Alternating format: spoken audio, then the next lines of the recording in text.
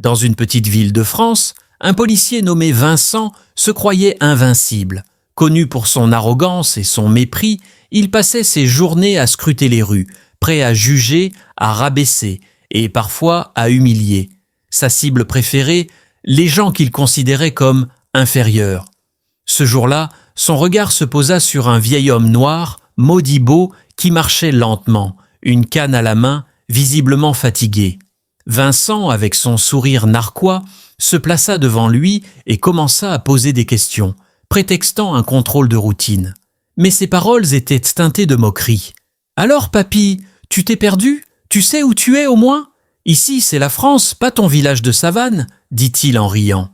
Modibo, un homme humble et respectueux, répondit calmement, sans se laisser déstabiliser. « Je suis ici depuis bien plus longtemps que vous, monsieur l'agent. Je connais ces rues mieux que quiconque. » Cela ne fit qu'attiser l'arrogance de Vincent. Il continua à se moquer, insistant sur l'origine de Modibo, insinuant qu'il ne faisait pas vraiment partie de cette société. Mais Modibo gardait son calme, refusant de céder à la colère. Un petit groupe de passants avait commencé à observer la scène, choqué par l'attitude du policier.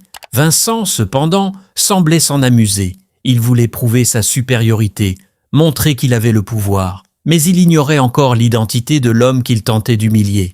Quelques minutes plus tard, un homme arriva dans la rue, vêtu d'un élégant costume et entouré de journalistes. Les passants commencèrent à murmurer, reconnaissant immédiatement cette figure charismatique et influente. Il s'agissait de Malick Diallo, l'un des avocats les plus célèbres du pays, engagé dans de nombreux combats pour la justice sociale et l'égalité. Vincent ne réalisa pas immédiatement ce qui se passait, mais son sourire s'effaça rapidement lorsque Malick, en s'approchant de la scène, interpella le vieil homme avec une tendresse évidente. « Papa, tout va bien ?» demanda Malick, ignorant complètement le policier. Vincent, abasourdi, comprit alors l'ampleur de son erreur. Modibo n'était pas simplement un vieil homme anonyme. Il était le père de Malick Diallo, cet avocat respecté, reconnu pour sa lutte contre les injustices et les discriminations, y compris au sein des forces de l'ordre. Malick tourna alors son regard vers Vincent, un regard froid et perçant qui ne laissait aucune place à l'excuse. « Monsieur l'agent, » dit-il d'une voix posée mais glaciale, « j'aimerais savoir pourquoi vous malmenez un citoyen sans raison, un homme âgé qui n'a fait que marcher tranquillement dans cette rue. » Vincent balbutia, cherchant ses mots, mais il était déjà trop tard. Malick fixait le policier avec une intensité qui fit frissonner Vincent, lui rappelant combien de fois il avait entendu parler de cet avocat redoutable. La tension monta encore d'un cran, alors que la foule, intriguée par le tournant inattendu de la situation, s'approchait pour écouter. « Monsieur l'agent, » reprit Malick avec une voix coupante, « êtes-vous en train d'insinuer que mon père n'a pas le droit de marcher librement dans une rue française sans être humilié par quelqu'un censé protéger les citoyens ?» Vincent, décontenancé, tenta de se justifier. « Je faisais simplement mon travail, monsieur. Rien de personnel. » Malick esquissa un sourire sarcastique. « Votre travail ? Votre travail consiste-t-il à faire preuve de mépris envers un vieil homme ? Vous ne saviez même pas qui il était, n'est-ce pas ? Vous ne le connaissez pas, mais vous avez jugé qu'il n'avait pas sa place ici à cause de la couleur de sa peau. » Malick marqua une pause, observant le policier, puis il continua plus fort pour que tous puissent l'entendre.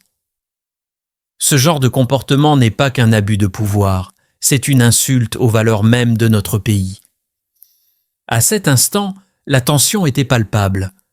Certains des spectateurs commencèrent à murmurer entre eux, manifestant leur désapprobation face à l'attitude du policier. Une femme dans la foule s'écria, la voix tremblante d'indignation. « Nous en avons assez de ces abus. Combien de fois avons-nous vu des scènes comme celle-ci? C'est toujours la même histoire. » D'autres approuvèrent bruyamment, et Vincent sentit la pression monter. Son visage était devenu pâle, sa confiance en lui s'évaporait sous le poids des regards accusateurs. La situation échappait totalement à son contrôle. Il jeta un coup d'œil rapide autour de lui, cherchant du soutien parmi ses collègues, mais aucun ne vint à son secours. Malick, voyant l'effet de ses paroles, décida d'aller encore plus loin. Il sortit son téléphone et, d'un geste lent et calculé, commença à filmer Vincent. « Monsieur l'agent, Je vais m'assurer que toute la France voit comment certains de ses représentants traitent ses citoyens les plus vulnérables, annonça-t-il calmement, le regard fixé sur le policier. Vous pouvez être sûr que votre visage, votre nom et votre attitude seront connus de tous. Vincent, maintenant en pleine panique, se mit à balbutier. « Monsieur Diallo, c'était un malentendu. Je ne voulais pas. » Mais Malik ne lui laissa pas le temps de finir. « Un malentendu ? Vous croyez qu'humilier mon père est un simple malentendu ? Je vais m'assurer que la justice se penche sur votre cas. » Puis, se tournant vers la foule, il s'adressa à eux avec détermination. « C'est précisément à cause de comportements comme celui-ci que nous devons continuer à nous battre. Les droits de chacun doivent être respectés, sans distinction de couleur, d'âge ou d'origine. » La foule applaudit, acclamant Malik pour son courage et son engagement. Vincent, accablé, recula d'un pas, tentant de disparaître. Mais il était trop tard. La nouvelle de cet incident circulait déjà parmi les spectateurs, certains partageant la vidéo de Malik en direct sur les réseaux sociaux. Le silence pesant qui suivit la tirade de Malik semblait écraser Vincent. Autour de lui, les murmures devenaient des murmures d'indignation, des chuchotements de réprobation.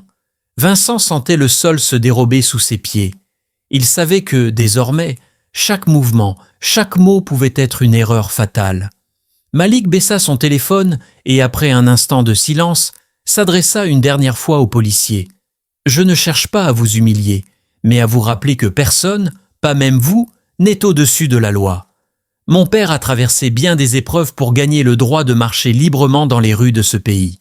Vous devriez avoir honte de l'avoir traité de la sorte. » Modibo posa une main tremblante sur l'épaule de son fils et d'une voix douce mais ferme, il murmura « Malik, ce n'est pas en le détruisant que nous prouverons notre force. Laisse-le partir, il apprendra sa leçon autrement. » Ces mots firent l'effet d'un coup de massue sur Vincent. Modibo, cet homme qu'il avait méprisé, lui offrait une chance de s'en sortir sans représailles immédiates. Le policier baissa la tête, pris de honte, et murmura un faible « désolé », avant de battre en retraite, le visage rouge de confusion. Alors que Vincent s'éloignait sous les regards accusateurs de la foule, Malik et Modibo s'éloignèrent ensemble, bras dessus, bras dessous. Un sentiment de fierté et de dignité émanait de ce vieil homme qui, sans violence, avait montré qu'il possédait une force intérieure bien plus grande que celle de l'officier.